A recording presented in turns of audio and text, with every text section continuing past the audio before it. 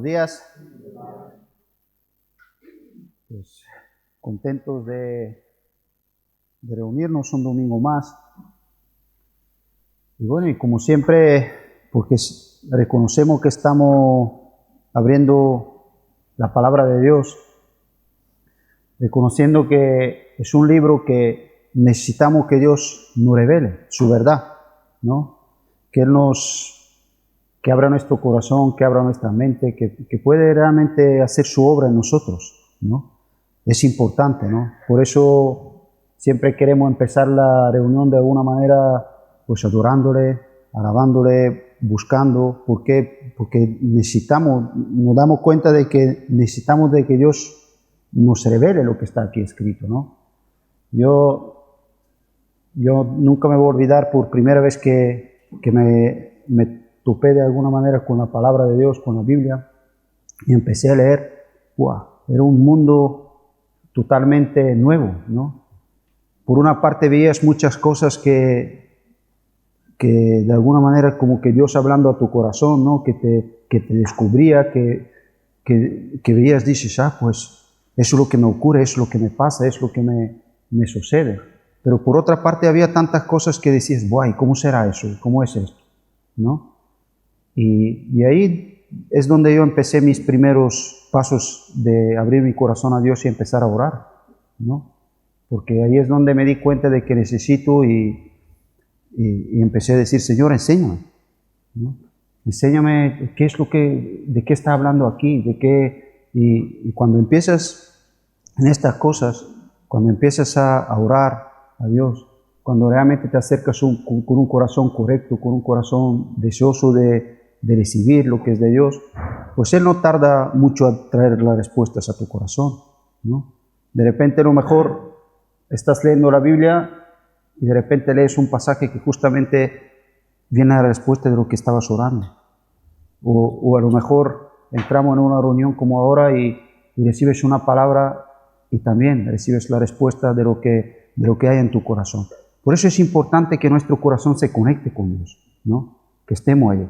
Yo, si me acompañáis en el Evangelio de Marcos, hay una escena, hay una historia que nos narra Marcos, que viene también en el Evangelio de Mateo y de Lucas, que también hablan de ella.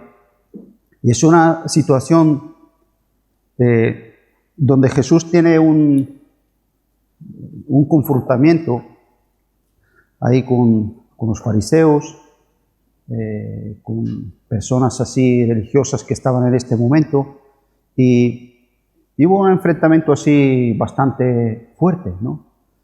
Y Jesús estaba ahí dando sus enseñanzas. Esto viene en Marcos en capítulo 3. Llegaron a decirle a Jesús que tiene demonio, ¿no? Por las cosas que estaban sucediendo. Pero hasta su propia familia, los suyos, veían a Jesús y decían, está fuera de sí, decían, ¿no? Y a mí me llamó mucho la atención esto, ¿no? Porque es una expresión que hablamos de alguien que está, cuando decimos de alguien que está fuera de sí, hablamos de alguien que está como un poco, que no está bien de la cabeza, ¿sí? A veces es una expresión que usamos.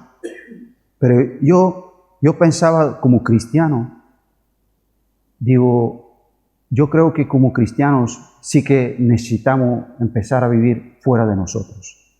No sé si me entendéis. Dejarnos vivir tanto preocupados por nosotros, tanto por... A veces Jesús, ¿por qué en este momento estaba fuera de sí? Porque había un celo por las cosas de Dios en su vida. Y para las personas que estaban de afuera de alguna manera le parecía como si está fuera de sí. Y digo, ¿cómo soy yo, no? Yo a veces pienso, digo, ¿piensan eso la gente de mí? ¿O somos muy de...? Y al final hay cosas que realmente tienen que despertar un celo en nosotros, ¿no? Y dice que en esa situación, en 3:31, ese es un poco de contexto, si cuando queréis lo podéis leer, pero en 3:31 viene una situación que yo creo que todos conocemos, es un pasaje que todos conocemos si leemos la Biblia. Dice, vienen después sus hermanos y su madre, y quedándose, dice, afuera, enviaron a llamarle. Quedándose afuera, enviaron a llamarle. Y a la gente que estaba sentada alrededor le dijo, tu madre y tus hermanos están afuera y te buscan. Y él respondió diciendo, ¿quién es mi madre y mis hermanos? Y mirando a los que están sentados alrededor de él, dijo, he aquí mi madre y mis hermanos, porque todo aquel que hace la voluntad de Dios, este es mi hermano, mi hermana y mi madre, ¿no? Y al final ves cómo Jesús mismo quería dar prioridad en este momento a lo que es a lo que son las cosas de Dios, ¿no? Yo sé que muchas veces podemos venir y claro que todos tenemos nuestras preocupaciones, todos tenemos nuestras luchas, nuestras cosas que venimos y seguramente queremos ponerlas delante de Dios. Pero la Biblia nos dice, echad toda vuestra ansiedad, ¿sí? Que Él tiene cuidado de vosotros. Ahora, pero también nos enseña, buscad primeramente ¿qué? El reino de Dios y su justicia. Y yo quería hoy animar que vengamos así, con un corazón así, que realmente busquemos el reino y su justicia, que busquemos estar en lo que Dios quiere que estemos. Aquí Jesús, vemos de alguna manera sus hermanas y su madre y sus hermanos, dice que estaban afuera y le llamaban. Y Jesús estaba dando su enseñanza, estaba hablando, ¿no? Estaba hablando.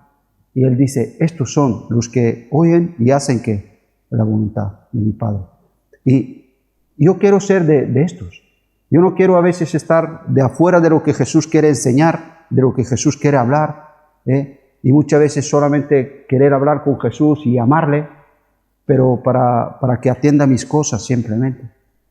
Lo importante es que podemos comprender que al final Cristo vino para enseñar al hombre, para enseñarnos a todos. Y cuando nos paramos y vemos que podemos hoy estar, ¿por qué podemos hoy hablar de que podemos ser hijos de Dios? ¿Por qué hablamos de que podemos hacer la voluntad de Dios? Porque Él la hizo. Él fue en la cruz por ti, por mí, dio su vida en la cruz, ¿no? Derramó su sangre, perdonó nuestros pecados. Hoy podemos, todo eso es gracias a Él. Entonces, al hacer la voluntad del Padre, entonces nos empuja. Lo importante es que hagamos lo que es la voluntad del Padre. Entonces, ¿tú crees que a veces se nos escapa, es un pensamiento solamente mío, que a veces se nos escapa un poco lo que es la voluntad de Dios porque estamos muy preocupados por nuestras cosas? ¿Nos pasa? A ver, yo creo que nos pasa a todos. Yo creo que en este pasaje podemos ver eso muy concreto. Y a mí, ya te digo, sobre todo me llamaba la atención cuando, si leemos en 3:21, cuando dice, cuando lo oyeron los suyos, vinieron para prenderle porque decían, está fuera de sí. Y digo, pues, hombre, yo quiero de alguna manera, vivir de esta manera, ¿no? De vivir con ese celo que Jesús tenía, de poder vivir con ese celo para las cosas de Dios, ¿no? Y como Jesús una vez más quería enseñar, dice, no es, sí, que son, pero ¿quiénes son mis hermanos? ¿Quiénes son? Daba otra vez prioridad a lo que es hacer que la voluntad de Dios, ¿no? Yo quería con ese pensamiento, ¿no? Que podemos realmente abrir el corazón y ver que Dios tiene algo para hablarnos. Pero tiene algo para hablarnos que quiere revelarnos lo que es su voluntad, lo que es la voluntad de Dios para nosotros, que es lo más importante. Porque a veces pensamos que haciendo nuestra voluntad, o que si Dios me ayuda a hacer la mía, no va a ir mejor. No, nos va a ir bien cuando aprendemos, cuando realmente recibamos lo que es la voluntad de Dios y que la hagamos. Amén. Pues sin más, yo creo que podemos ahora en alabanza, pues, adorarle, bendecirle, preparar nuestros corazones y poder que Dios nos bendiga con su mensaje.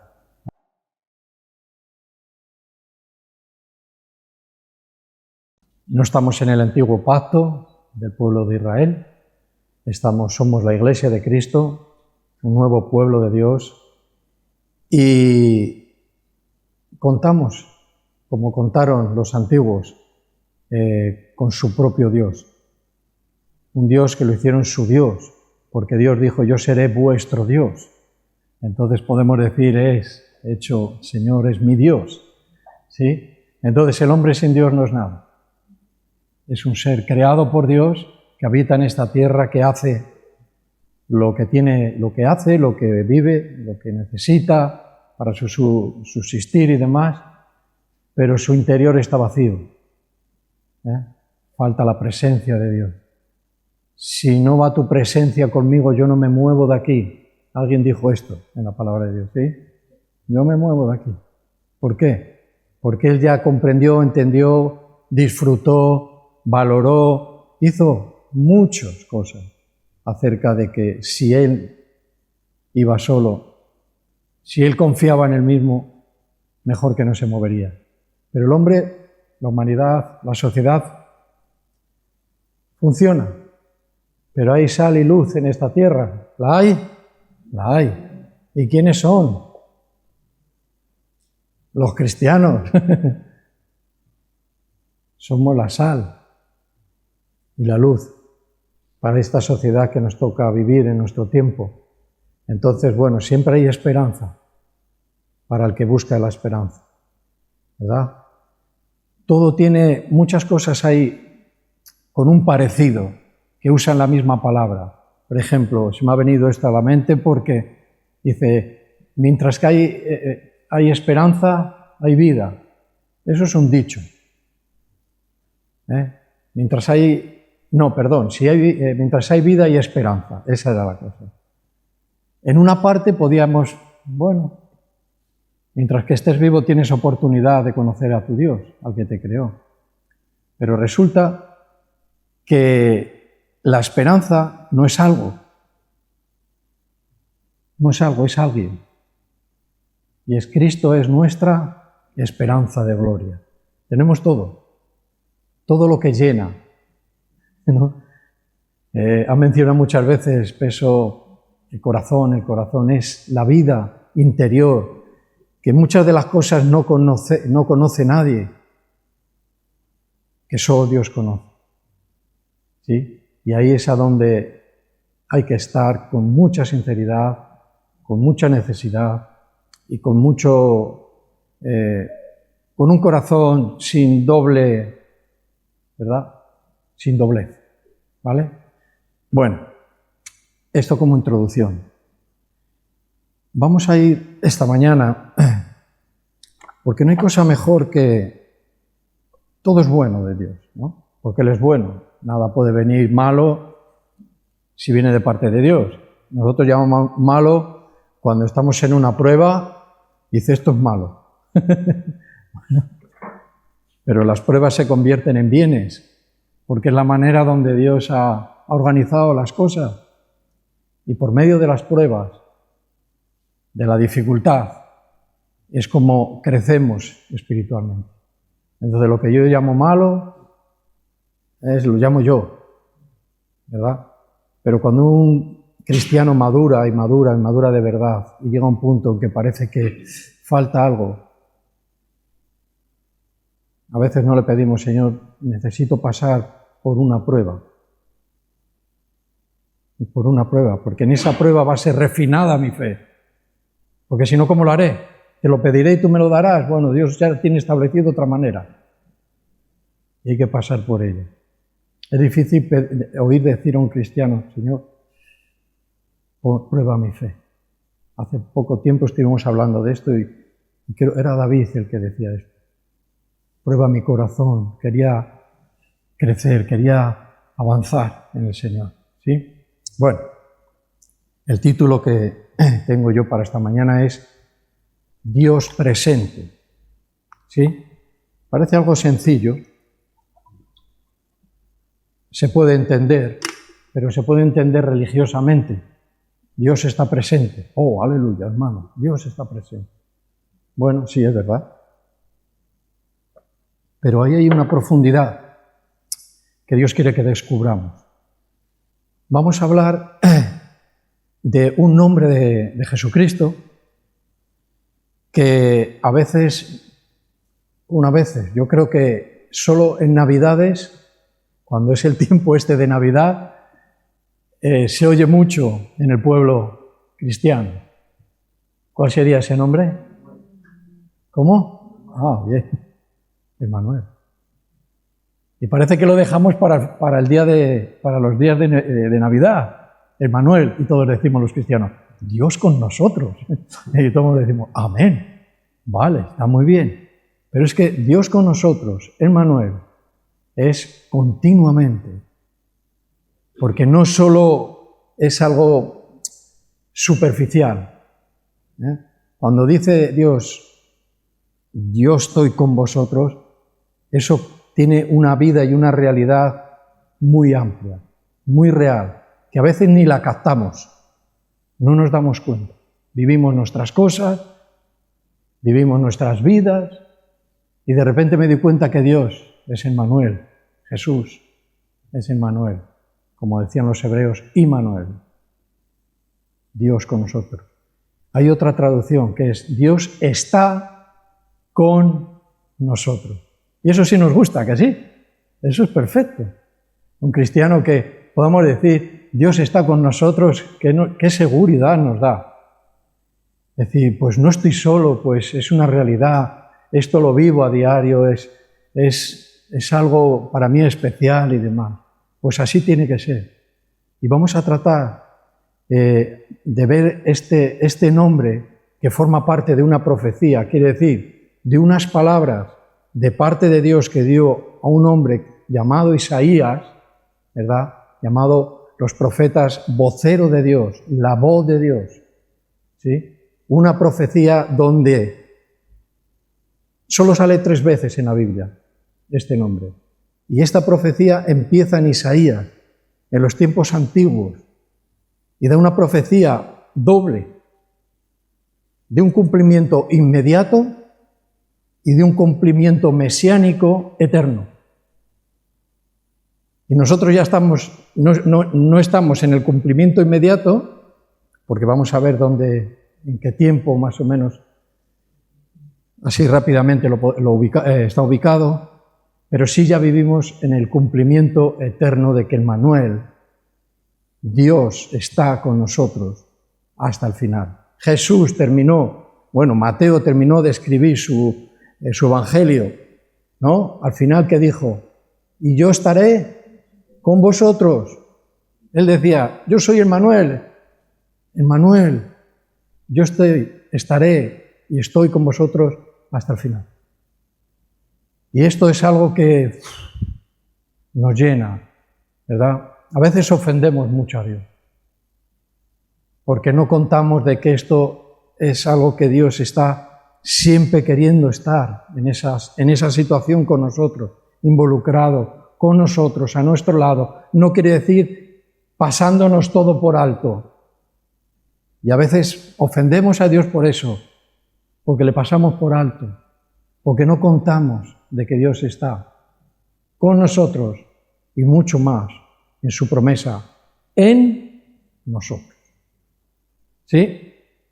Bueno, pues entonces, más o menos dicho esto, vamos a ir al libro de Isaías. Vamos a ir al capítulo 7, que es a donde encontramos la profecía. Cuando hablamos de profecía parece que es algo misterioso, ¿no? Suena como algo profecía. Bueno, pues son palabras que Dios ya adelantó, que le valen mucho a esta humanidad para que vea que Dios es Dios y que Dios sabe todo, y que para Dios un día es como un año como un día. Él vive en la eternidad y no vive en este tiempo, porque Dios lo creó el tiempo para nosotros. ¿Sí? Entonces, en el capítulo 7, voy a leer un poco y vamos a hacer un poquito de historia.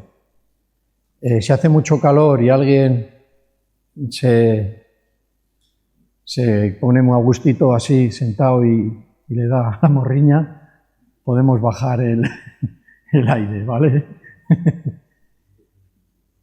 Vamos y hablaremos un poco en la historia, ¿no? Porque la historia nos lleva hasta el presente. La Biblia parece que son un tiempo, eso se acabó, ya no existe, ya no, de aquí para acá ya no ha pasado nada. Nada de lo que se habló allí ha trascendido, sí ha trascendido, porque trascender tiene que ver con algo muy importante que no queda en el olvido. Y Dios no queda en el olvido. Es importante, trasciende. Ve. Capítulo 7 de Isaías, en versículo 1. Y encontramos aquí un rey y un profeta contemporáneos. Aconteció en los días de Acab, hijo de Jotán, hijo de Uzías, rey de Judá. Dice que Rezín, rey de Siria, y Peca, hijo de Remalías, rey de Israel, subieron contra Jerusalén para combatirla, pero no pudieron tomarla.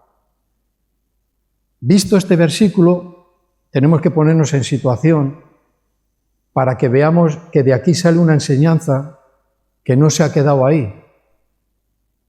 Vamos a ver dos cosas importantes. Una, la confianza plena en Dios para la victoria.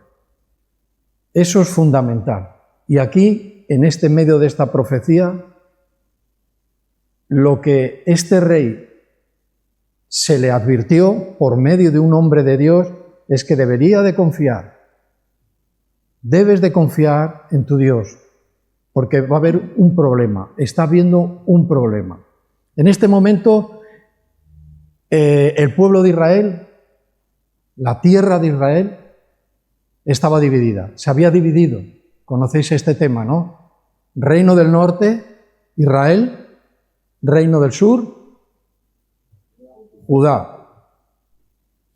10 tribus, 10 hijos con su descendencia en el reino del norte, 2 tribus con sus descendencias, reino del sur, Judá. Una era Judá y otra la tribu de Benjamín.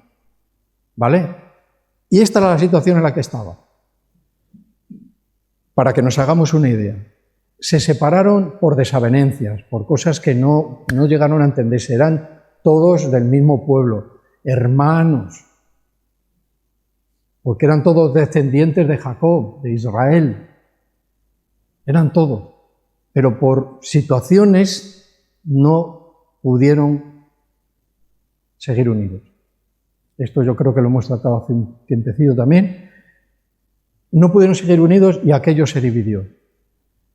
Judá era la tribu o el hijo con toda su descendencia, donde vino una profecía que de esa descendencia, de la tribu de Judá, de los descendientes de Judá, iban a venir todos los reyes. No de otra tribu, todos los reyes vendrían de Judá. Y Judá y Benjamín estaban en el reino del sur. Ahí estaba la casa, como nos habla la palabra de Dios, la casa de David, la descendencia de David. Y Dios prometió que cuidaría de la casa de David. Entonces parece, por lo que vamos viendo, que el reino del norte tenía una gran desventaja. Una gran desventaja. El reino del norte, Israel, las 10 tribus tenían como capital Samaria.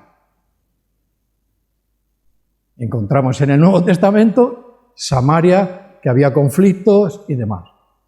La capital del reino del sur, Jerusalén. ¿Qué pasaba aquí? Bueno, el reino del norte, con su rey, hizo una alianza con Siria. La Siria actual, y en ese momento de la historia, Siria también comprendía lo que es ahora el Líbano. ¿Sí? El Líbano. Hicieron una alianza para atacar al reino del sur. Dice, vamos a atacarles y nos repartimos la tierra. Imagínate. Y nos repartimos la tierra. Acab era el rey del reino del sur. Acab era un rey con mucha maldad, muy malo. Uno de tantos reyes de Israel, que tenían mucha maldad, ¿sí? Dice, bueno, pues mejor que les hubieran ganado los otros, ¿no? Los otros hermanos, y lo hubieran quitado. Pero ¿qué ocurre? Que hay una promesa de Dios, que iba a cuidar de la casa de Israel, ¿sí? De la casa de Israel. Entonces, bueno, el profeta Isaías, contemporáneo, se acerca a este rey y le dice, el reino Siria y el reino del norte quieren destruirte. Dice, aquí hay dos cosas. Perdón, aquí hay una sola cosa. Puede haber dos opciones, pero hay una sola cosa que es la que manda el Señor, que confíes en Él. Si confías en Él, esto no va a ocurrir. De hecho, no ocurrió. Pero Él lo hizo mal. Este rey lo hizo mal. Y aquí viene lo que queremos aprender. Y lo que estamos aprendiendo. Y lo que queremos vivir siempre. Es que le dijo, si tú confías en el Señor, si tú confías en Jehová, te librarás. No habrá ningún ataque hacia ti. Y él dijo, dame una señal, para que sepa yo de que lo que tú me estás diciendo es real. Le pidió una señal. Y ahí en esa señal viene la profecía. Por eso, una profecía que es de carácter inmediato, se cumplió con inmediatez, y la otra era mesiánica, del Mesías. Están juntas. Las dos juntas parece que es una. Pero la primera, la que se cumple inmediatamente, era para hacerle ver a este rey con esta señal de que era palabra de Dios, lo que estaba oyendo de boca de Isaías. ¿Qué hizo este rey acá? No confió. No confió en Jehová. ¿Y qué es lo que hizo? Una alianza con otro pueblo, con los asirios. Hay un lío de pueblos aquí en la Biblia, pero es una realidad. Los asirios. Bueno, ¿y quién eran estos? Bueno, los asirios eran un pueblo que estaba ubicado en el norte de Irán, de Irak, Irán, por ahí, y estaban en un momento de extensión, de batalla, de extenderse, de querer llegar hasta el Mediterráneo. Claro, si Asiria quería llegar hasta el Mediterráneo, tenía que pasar por Siria, tenía que pasar por Israel y por Judá. Entonces el rey de Judá hizo una alianza con un rey asirio. Destruyeron lo que es Siria y lo que es el reino del norte. Y pasó algo aquí, que se llevaron los asirios israelitas en cautiverio. Y ahí sabéis lo que ocurrió, que esas 10 tribus se dispersaron. Cuando no confiamos en Dios pasan cosas. Y luego y pasan cosas que no queremos, pero por la falta de confianza en Él. Si el Señor dice, yo estoy contigo, yo te proveo a ti, confía en mí. Cualquier alianza que no sea una alianza con Dios, no hay victoria. No hay victoria. Luego leeremos en Romanos. Ya estamos en otro tiempo, en el nuevo pacto, algo que nos incluye ya a nosotros, ¿sí? Pero esta historia nos deja muy claro de que una falta de confianza en Dios provoca muchas cosas feas, mucha responsabilidad. Las cosas no acaban bien, no acaban bien. Entonces, ¿por qué olvidarnos de lo que hemos aprendido desde el principio? ¿Quién nos salvó? ¿Cómo fuimos salvados? Por la confianza que pusimos en Él. Porque le buscamos y confiamos de que Él podía hacer lo que lo que yo necesitaba, lo que yo veía en otras personas.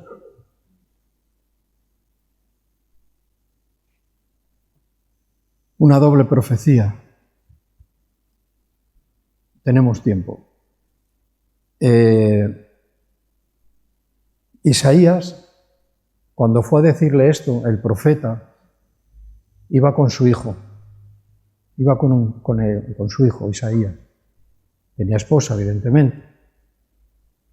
Y la profecía de cumplimiento ya, no inmediato, pero sí en corto plazo, la pone como símbolo de un hijo que iba a tener, que Dios le dijo, joven va a tener un hijo, y se refería a este hijo. Vamos a verlo, porque si no, nos vamos porque se puede mezclar o solo hablar, pero mejor saber cómo se divide esto, ¿vale? Es el nombre más largo de la Biblia. El hijo que le dijo el Señor que iba a tener Isaías se llama Maher Shalal Hadbat. ¿Qué significa? El saqueo se acerca. El despojo se aproxima. Esta era la primera parte de la profecía. ¿Por qué? Es el nombre simbólico de Isaías, que Isaías le dio a su hijo para advertir sobre la destrucción inminente de Siria e Israel. Y así fue. Dice, por haber coaccionado a Judá y a su rey. Quiere decir, cualquier pasaje bíblico tiene muchas cosas que hablar de él.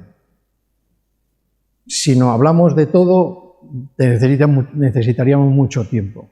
Lo que creemos que Dios nos va a dar hoy es principalmente esto, que Dios no miente, que Dios advierte, ¿vale? El nombre aparecía para demostrar que Dios iba a librar a Judá de sus enemigos. Vamos a leerlo. Capítulo 8 y versículo 8.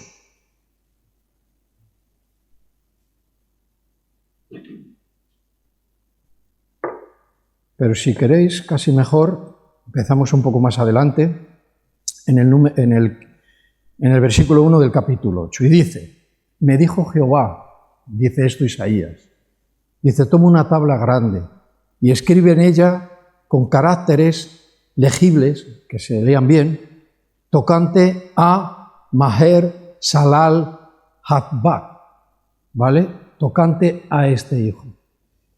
Dice, y junté conmigo por testigos fieles al sacerdote Urías y a Zacarías, hijo de Jeberequías. Bueno. Y me llegué a la profetisa, la cual concebió y dio a luz un hijo. Y me dijo el Señor, ponle por nombre Maher Shalal Hadbat. Aquí dice que se dirigió a la profetisa. ¿Que quién era esta mujer? Era la mujer de Isaías. No necesariamente el nombre tiene que ver con que ella fuera profetisa. Posiblemente no lo sabemos. No quiere decir que ella fuera igual profeta de la misma manera, ¿no? Entonces, se dirigen a ella y le dice, el hijo que vas a tener, ¿no? Lo que hemos leído. El hijo que vas a tener, dice, ponle este nombre. Y este nombre significa, y queda como símbolo, dice que cuando se pronunciara ese nombre, quería decir que cuidado porque era inminente lo que iba a pasar. Que el reino del norte, Israel y Siria, iban a ser destruidos. ¿Sí? Vale. Dice ahora, versículo 4.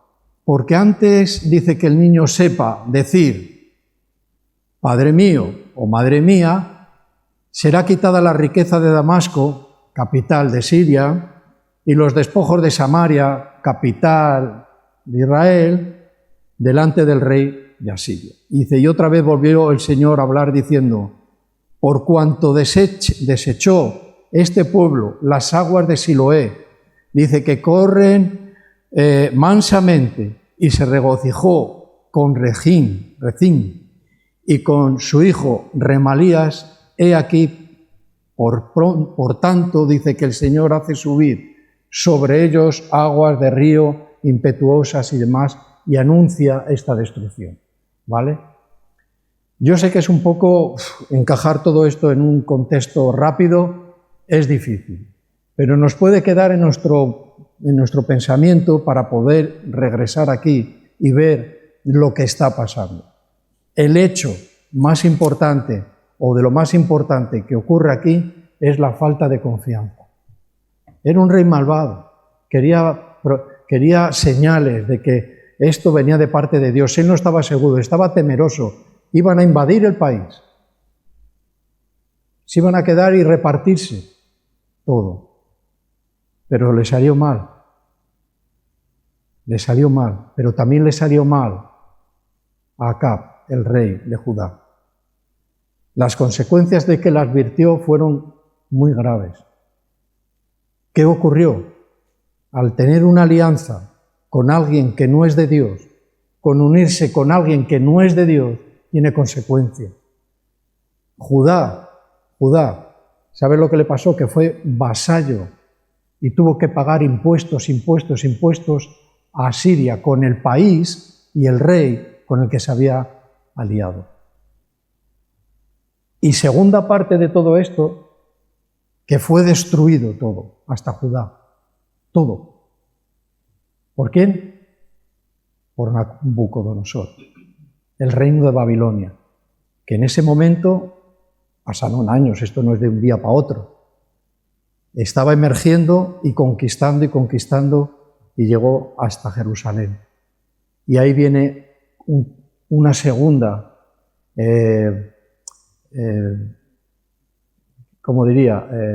del pueblo de Israel, que es sacado de su tierra, cautiverio, y llevados a Babilonia. Son malas noticias, son consecuencias, son la parte contraria a lo que podía haber sido. No sabemos si hubiera confiado en Jehová, en Dios mismo, este rey, ¿qué habría pasado? De hecho, no pasó nada, porque he dicho que había una promesa de que Dios iba a cuidar la casa de Israel. La casa de Israel iba a ser cuidada.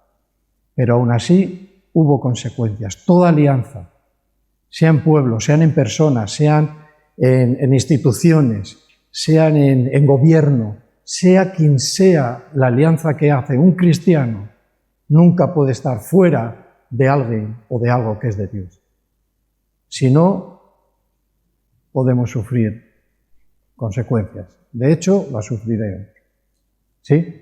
Bueno, esta señal de este hijo, dice, también invita a Acab a tener fe, que es lo que estamos hablando, por resumir, sin la cual el reino, Judá, se convertiría en parte del despojo. Este muchacho con este nombre, hijo de Isaías, y dice, sí, pero dice aquí que de una virgen. Esto también hay que mirarlo. Tenemos que andar en el idioma original. Cuando dice aquí Isaías de una virgen, tiene que ver con joven, porque esta mujer con Isaías ya había tenido otro hijo, joven. La traducción sí importa, o sea, el idioma sí importa. Ahora encontramos la otra parte de la profecía mesiánica en la que habla de una virgen concebirá un hijo. Sí, la concepción del hijo de Jesús era virginal, era virgen, pero ya no en el parto. ¿verdad? Hay dos que indican diferentes cosas. Esta es la señal que pedía Acab. Fijaros lo que salió por la boca de Isaías. Algo tremendo. No es solo para Navidad, Emmanuel. Es Dios con nosotros. Tenemos que leerlo. Versículo 14 del capítulo 7, perdón. Aquí. Ahora dice, por tanto el Señor mismo os dará señal. He aquí que la Virgen concebirá, que la joven concebirá, y dará a luz un hijo, y se llamará su nombre Emmanuel. Emmanuel. Dice, comerá mantequilla y miel hasta que sepa desechar lo malo y escoger lo bueno. Porque antes, dice, que el niño sepa desechar lo malo y escoger lo bueno, la tierra de los reyes, dice, que tú temes, será abandonado. Profecía inmediata, profecía mesiánica. Es un conocimiento que tenemos acerca de esta profecía. Las profecías en el Antiguo Testamento, ninguna ha quedado anclada en ese tiempo. Han llegado hasta nosotros. Han llegado aquí. Y nosotros ahora mismo somos salvos por la profecía que Dios dio. No por el hecho de haber sido dada, sino porque se cumplió. Y se cumplió en Jesús. En otro tiempo, 700 años, 600 y pico de años después, se cumplió. Y ahora nosotros, Dios con nosotros, es una realidad. Pero también era una realidad en el tiempo de esta generación, de Acab y todo era una crisis política y una crisis también porque Acab se enredó en idolatría, era tremendo. Pero dijo Emmanuel,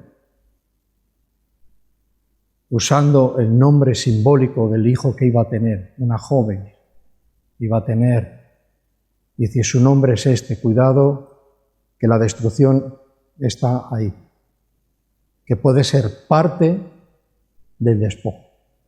¿Sí? Bueno, la profecía decía que los dos enemigos de Judá iban a ser destruidos antes que pudieran atacar al reino del sur, y así ocurrió. Antes de que el niño discerniera lo bien y lo mal, de ser destetado, le estaba hablando de un tiempo corto, relativo, corto, 2 años de un niño, más o menos, de fuera. Esa profecía se iba a cumplir. Y se cumplió, ¿vale? Antes de que pudieran, dice, atacar el reino del sur, que es Judá. Emmanuel, Dios con nosotros, Dios, dice, con nosotros está Dios. Hagamos nuestro estas palabras, porque de otra manera sería un pensamiento religioso. Algo que he aprendido, Emmanuel, suena bien. Suena bien. Qué bonito. Entre el pueblo de Israel, suena bien, ¿vale? Y entre el pueblo nuevo, iglesia.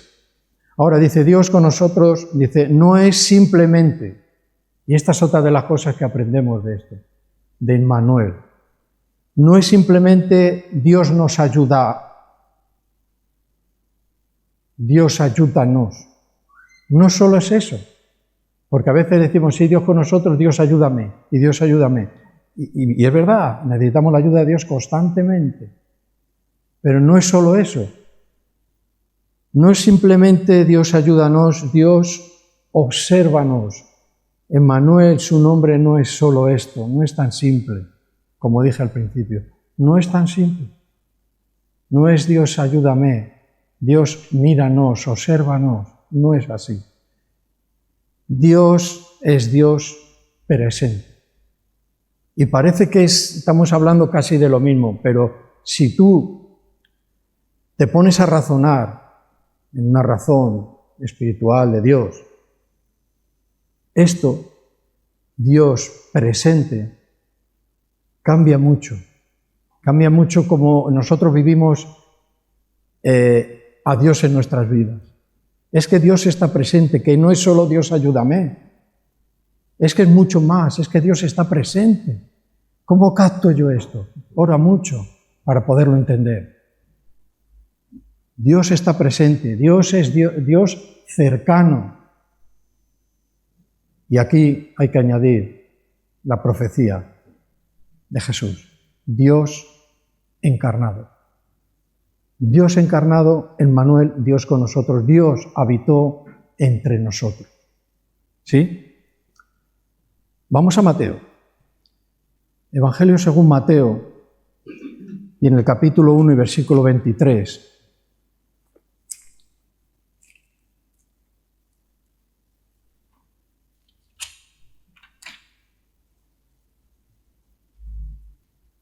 Encontramos la profecía. He aquí, una virgen, ¿veis? Dice, concebirá y dará a luz un hijo, y llamará su nombre Emmanuel, que traducido es, ¿ves? Dios con nosotros, o Dios está con nosotros. Y dice, y despertando José del sueño, esto es como nos lo cuenta la palabra de Dios, como lo contó y lo escribió Mateo, despertando José del sueño y demás. Pero aquí está la profecía, una vez más, que habrá un hijo nos es dado a una virgen. La concepción fue virginal, fue virgen. Sí, y está bien escrito, y en el idioma, en el griego, es como ocurre, es como está escrito, ¿vale? Ahora, aquí es a donde viene al tiempo de donde estamos leyendo, como que revive o como que vuelve a recordarse y dejándose escrito Isaías, ¿vale? Pero aquí este es el Dios cercano. Hay en Juan, en el Evangelio de Juan, en el capítulo 1 y en el versículo 14, hay una confirmación de esta profecía. Una confirmación, y lo que hemos leído es el hecho. El hecho, pero en Juan hay una confirmación. Juan 1. Lo recordamos.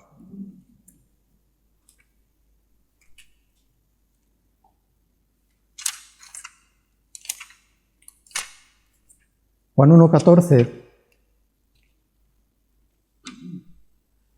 versículo 14 dice, y aquel verbo fue hecho carne y habitó entre nosotros, y vimos su gloria, gloria como del unigénito del Padre, lleno de gracia y verdad. ¿Ves? Aquí lo que está dando es, había un cumplimiento, se había cumplido la profecía. No la segunda parte, la otra parte, que es profecía mesiánica del Mesías, se cumplía. Dice, el Señor con nosotros, nacido es, cumplido es. Ahora en adelante viene otro tiempo, con una diferencia, y en esta diferencia es en la que andamos. Andamos en el Dios está con nosotros, en el que, gracias a Dios, que Dios está con nosotros. Y no es un dicho, y no debe ser un dicho, algo que soltamos así por nuestra boca. Debemos vivirlo realmente, porque una de las cosas que estábamos diciendo, que es algo más, tiene que ver con algo, con una cercanía, con algo muy real. Y Cristo realmente, Juan dice que el Verbo se hizo carne y habitó entre nosotros. Una realidad aplastante. A partir de ahí el mundo, hay un cambio. A partir de ahí la vida en esta tierra va a ser diferente. A partir de ahí todo el que quiera conocer a Dios y no sea del pueblo de Israel, es por medio de Cristo. Aún el pueblo de Israel tiene que confesar que Jesucristo es el Señor. Que realmente la Iglesia sabe de que su nombre es Jesús, Yahvé salva. Pero también la Iglesia sabemos que Emmanuel es Dios con nosotros. Eso lo sabemos. ¿Por qué? Porque es una realidad. Entonces se dice, ¿con quién camino? ¿Con quién ando? ¿Con qué alianzas y con quién me alío yo en esta tierra? ¿Verdad? Es muy curioso que cuando tenemos algo en nuestro corazón, parece que buscamos aliados. Y el aliado se busca para hacer fuerza, para tener razones, para tener más peso en lo que hago. Y ahí es a donde hay que mirar bien con quién nos aliamos. Y la alianza siempre tiene que ser como cristiano. Y lo que predicamos es, solo Cristo puede ser el gran aliado, puedo llamarlo de alguna manera. Tu Dios. Él es, nadie más. Yo no quiero vivir más consecuencias del pecado y de la desobediencia.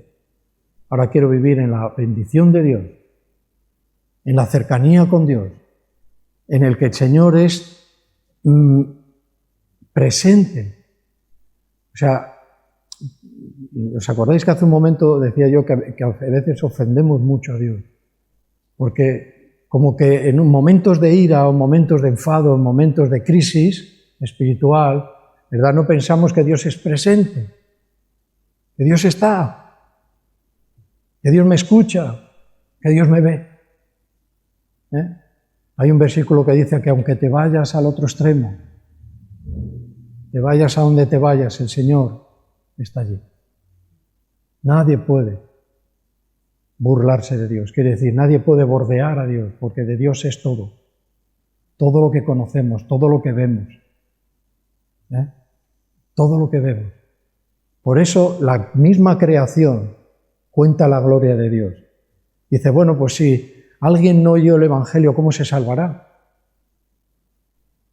Escrito está.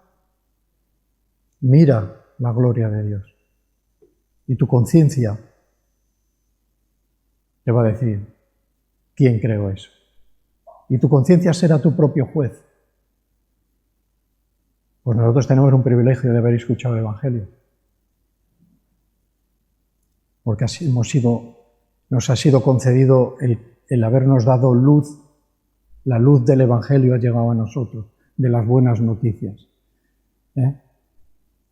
Hay luz para este mundo, para su salvación, como dice aquí.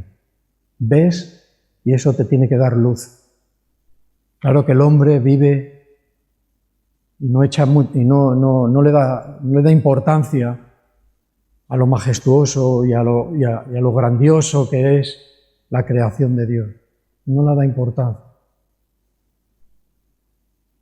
Pero el que escucha dice que obedezca. Dale importancia. Dale importancia porque todo lo que está hecho para que el hombre viva en esta tierra. Un planeta diferente. ¿Sí? Unos se quieren ir a Marte, yo no sé para qué, y no hay nada. A la Luna, en la Luna estamos algunos aquí ya, en la Luna. En la Luna. Si el planeta Tierra es el lugar para que habite el hombre, perfecto, precioso, bonito, que no sabemos apreciar, pues eso dice que da gloria.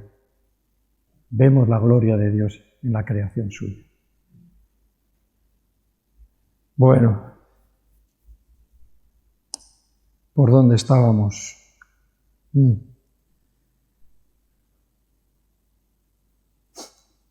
Nuestra oración debe de cambiar. A veces podemos ser tan simples en nuestra oración como decir, gracias Señor por estar conmigo. Pero tenemos unas listas de peticiones tremendas.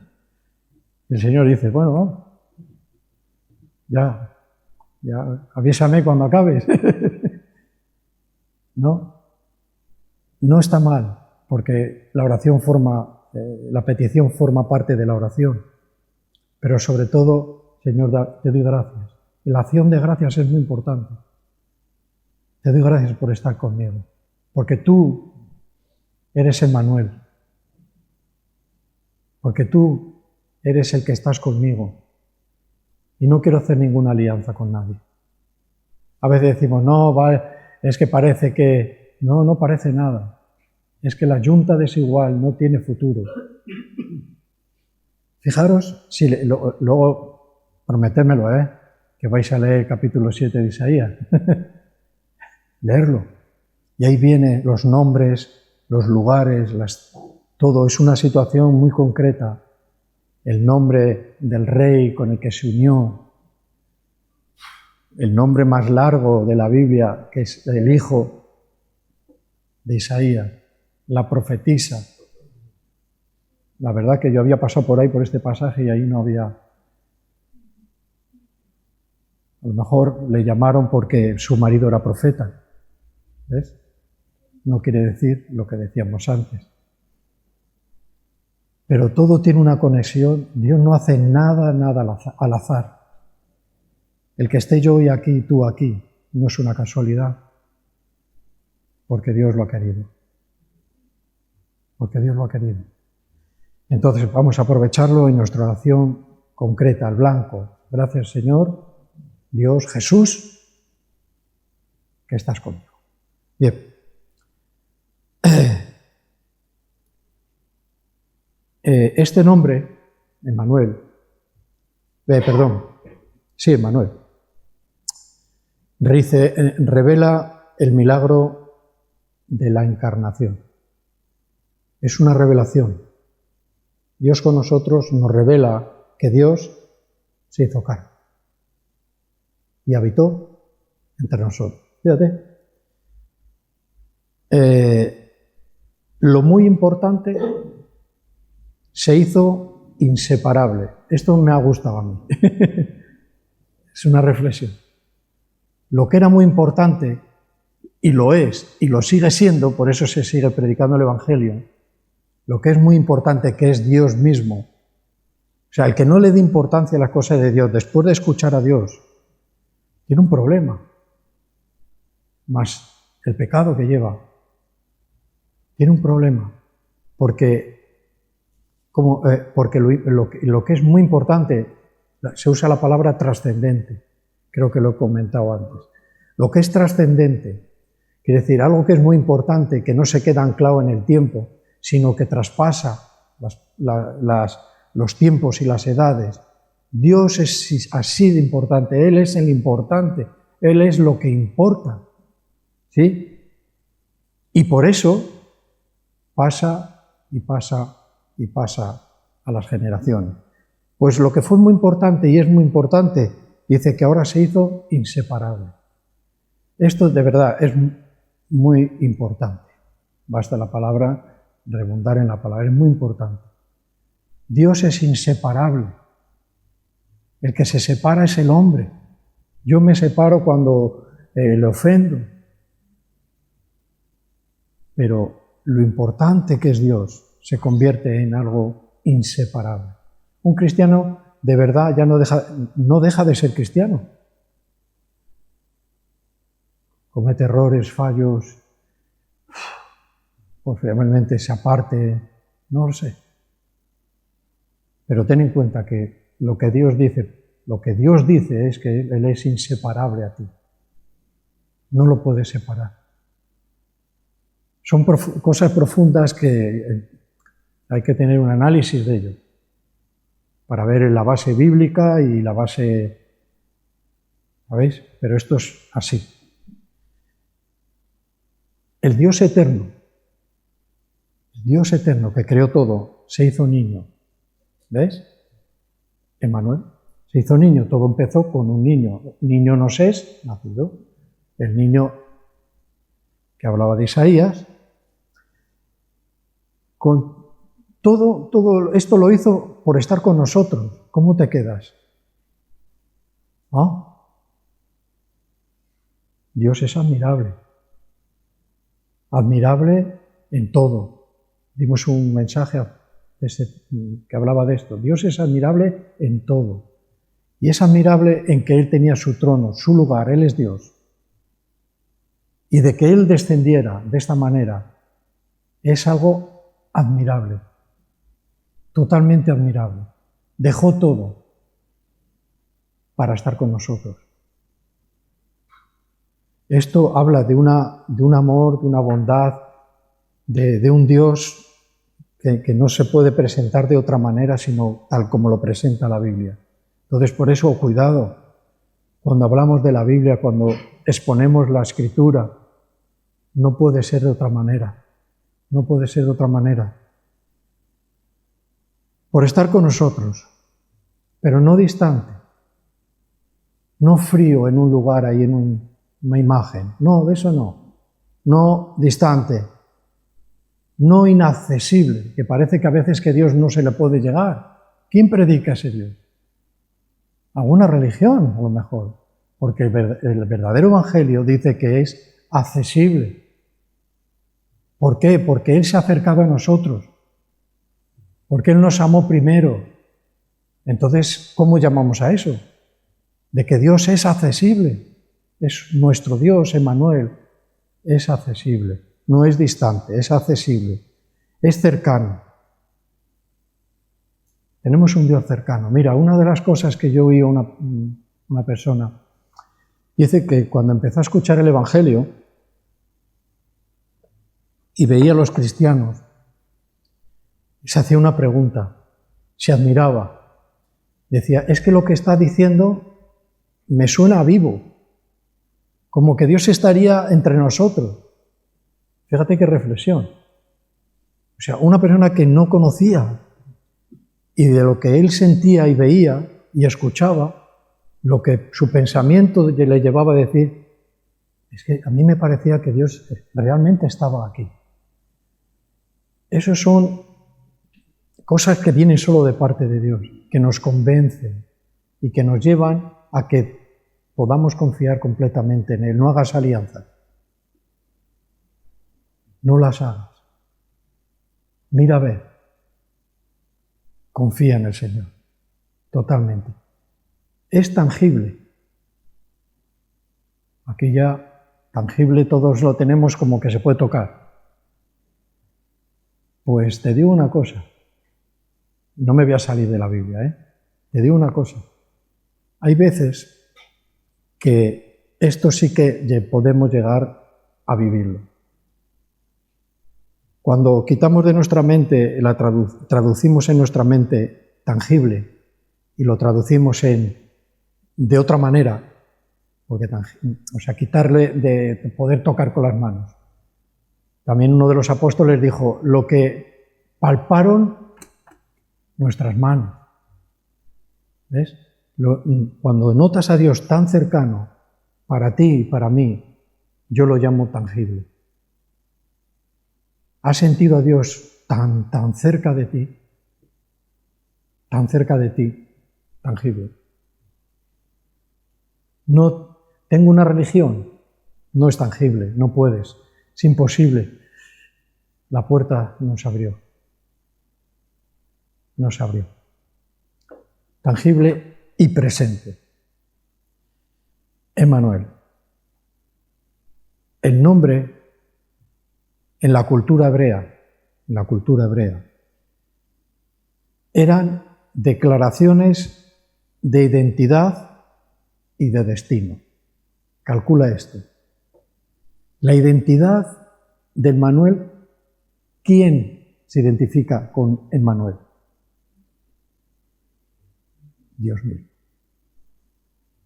Emmanuel es un nombre que tiene identidad. Y Emmanuel se identifica totalmente con Dios porque es Dios. Entonces, en los nombres, en hebreo, en su cultura, y ahora tenemos que estudiarlo porque no somos de la cultura hebrea, eran declaraciones. Su nombre declaraba cosas, como las declara hoy. No solo en Navidad, Dios con nosotros, no, hoy Dios está con nosotros.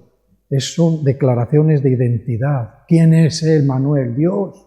Esa es su identidad. Y te declaraba algo más. Destino. ¿Cuál era el destino del Señor? Tremendo destino. El cristianismo o el cristiano dice, Señor, gracias por dar tu vida por mí. Ese era su destino. Ahí es a donde iba el Señor. Ahí es a donde iba el niño que creció con un plan divino, Dios y hombre a la vez, que tenía familia, en su humanidad tenía familia, ¿sí? Consanguínea, sí. Y le dijo, espera, para mí lo importante es la iglesia, los hermanos. Tienen otra... Espera, porque para mí mis hermanos, mis hermanas, mi madre, son los que hacen la voluntad del Señor. Esa relación tan estrecha que hablábamos el domingo pasado del amor fraternal. ¿Vale? Ahora cada uno que le ponga y le añada lo que quiera, pero aquí lo que está escrito, escrito está. Un destino. Su nombre era identidad y destino. Toda la fuerza. Porque cuando alguien pronuncia Emmanuel, es como si los cimientos se moverían. Porque es algo muy, muy importante de lo que Dios hizo por nosotros. Dice, toda la fuerza de esta expresión, de cuando yo expreso esto, y la importancia está en su nombre, porque su nombre es identidad y destino. El cristiano, ¿con quién se identifica? ¿Por qué nos denominamos cristianos? Porque tenemos ¿lo qué? Una identidad, ¿no? Cristianos, tenemos una identidad en Cristo. ¿Y nuestro destino cuál es? No sabemos. Sí sabemos. La eternidad. Entonces, nuestro nombre está bien puesto. Porque tenemos identidad y tenemos destino. Esa es la importancia de Emmanuel, cristiano, Dios con nosotros. Dice, yo dejo a mi iglesia, voy a cuidar de ella, voy a estar con ella hasta el fin. Predicar el Evangelio, ser sabios, ganar almas. ¿No? Tus hermanos están en la puerta, me parece bien. Dice que Dios salvó a su pueblo de este conflicto. Volvemos otra vez. Les salvó de un conflicto. El conflicto que se llama sirio-efraimita. No nos vamos a acordar, pero bueno, había un conflicto. Y les salvó de ese conflicto que era un conflicto peligroso.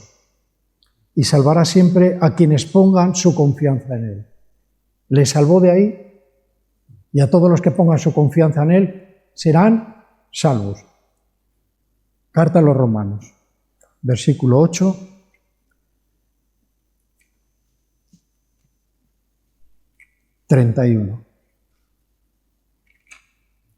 Segunda parte de este versículo.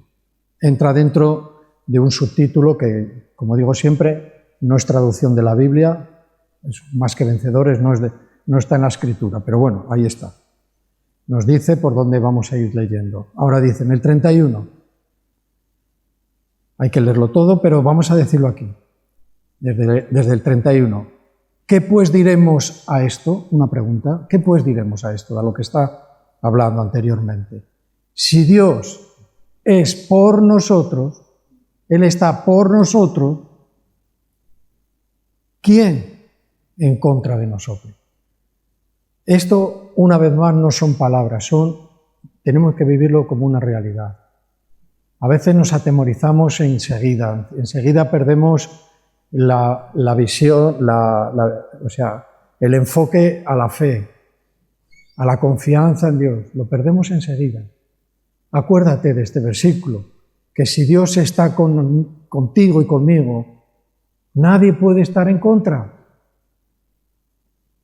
Sácale lo que está diciendo ahí. Nadie. ¿Quién puede estar en contra? Ahora,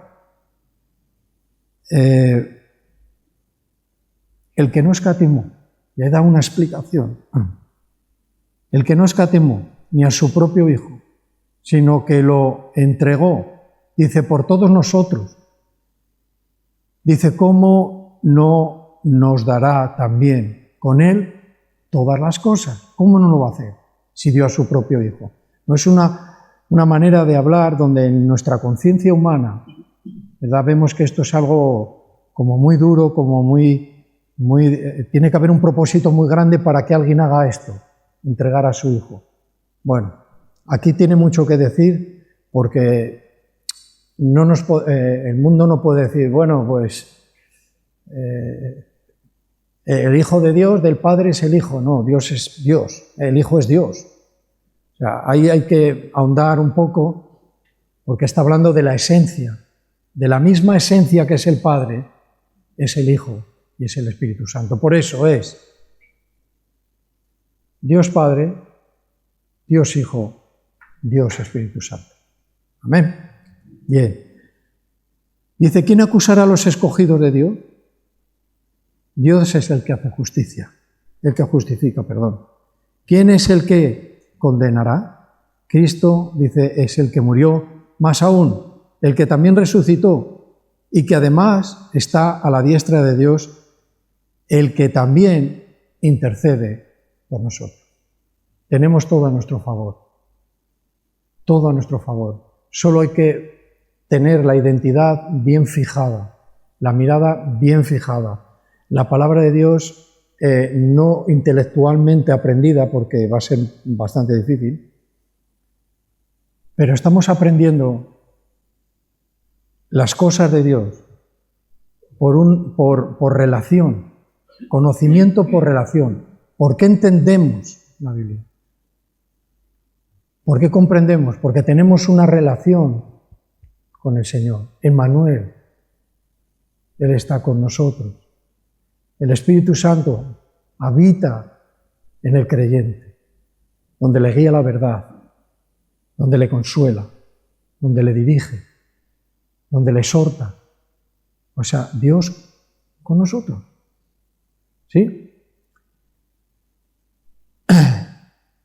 Bueno, esto que tengo aquí, lo dije antes, la Iglesia sabemos quién es Jesús. Es Dios salva. Yahvé salva. Bien.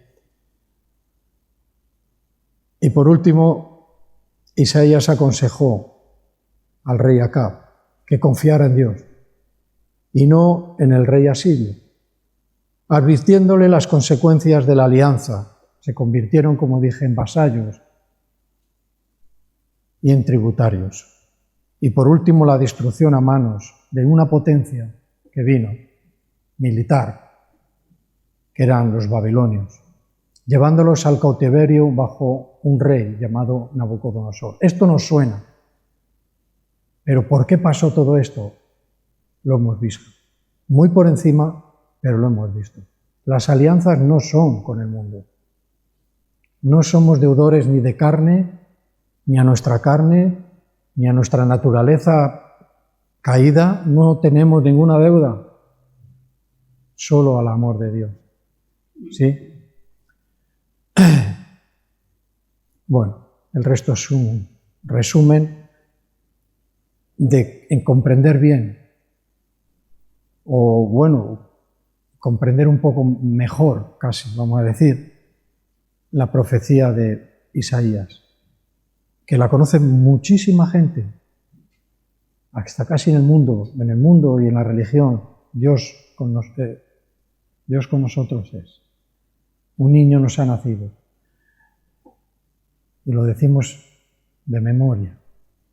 Pero hoy ahí hubo un comienzo de esto que fue en el tiempo de Isaías. Y empezó todo con una cuestión entre los reinos. Y si ahondas ahí, hay cosas muy, muy poderosas de Dios. ¿Por qué pasaban las cosas? ¿Por qué? Ya de momento, como dije, y aquí acabamos, había una división. Y esto no es bueno. Dios no aprueba ni bendice de que su pueblo se divida. No lo bendice. Entonces, en esa división había una promesa y estaba sobre la casa de David. ¿Sí? Sobre la casa de David. Por tanto, id y hacer discípulos a todas las naciones, bautizándolos en el nombre del Padre, en el nombre del Hijo y del Espíritu Santo, enseñándoles, dice, que guarden todas las cosas que os he mandado. Y he aquí, dice, yo estoy con vosotros todos los días hasta el fin del mundo. Iglesia, amén, amén, amén, hasta el final. Emmanuel, Dios está con nosotros. Ánimo, pueblo de Dios, ánimo. Iglesia de Cristo, ánimo, Dios está con nosotros. Vívelo, vívelo, haz lo tuyo, ¿sí? No solo en Navidad. ¿Vale? Pues hasta aquí.